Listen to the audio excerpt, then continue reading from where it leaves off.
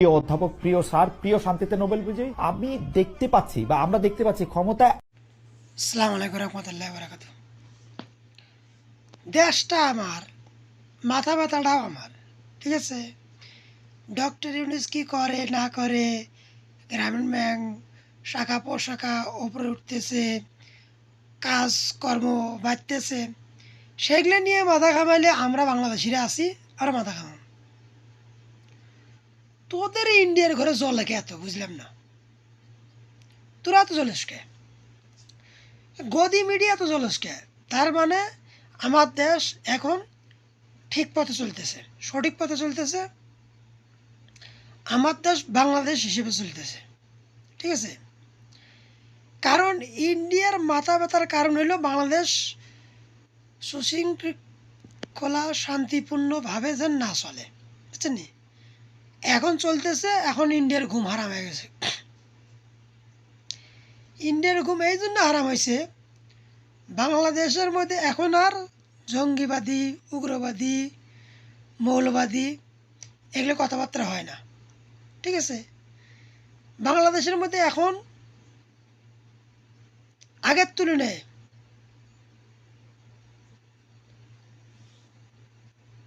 দাঙ্গা ফ্যাসাদ, অমুক তমুক হ্যানত্যান ইত্যাদি এগুলো হয় না। এই কারণে ইন্ডিয়ার মাথা খারাপ হয়ে গেছে।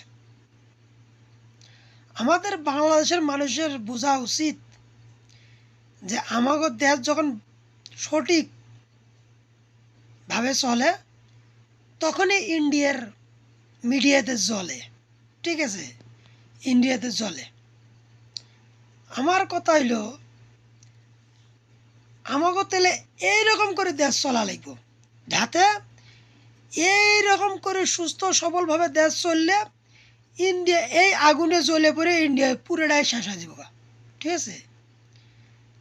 আমার কথা হইল ইন্ডিয়ার এত জ্বলাজ্বলি দেখিয়ে এগর এই পায়চার আমি দেখিয়ে এগর এই মানে দুঃখ কষ্টগুলো দেখি আমার হাসি পায়, ঠিক আছে। আমরা যতটা আমার দেশ নিয়ে ভাবি না তার থেকে দ্বিগুণ ইন্ডিয়ারা আমাকে দেশ নিয়ে কথা বলে। তার মানে দেশ একেবারে নির্ভুলভাবে চলতেছে, দেশে একেবারে সুস্থ মস্তিষ্ক, বুঝছেন, ভালোভাবে সুন্দরভাবে চলতেছে। আপনারা জনগণ বাংলাদেশের বলতেছি, যখন দেখবেন যে ইন্ডিয়ার সমস্ত মিডিয়া ইন্ডিয়ার লোকদের চলতেছে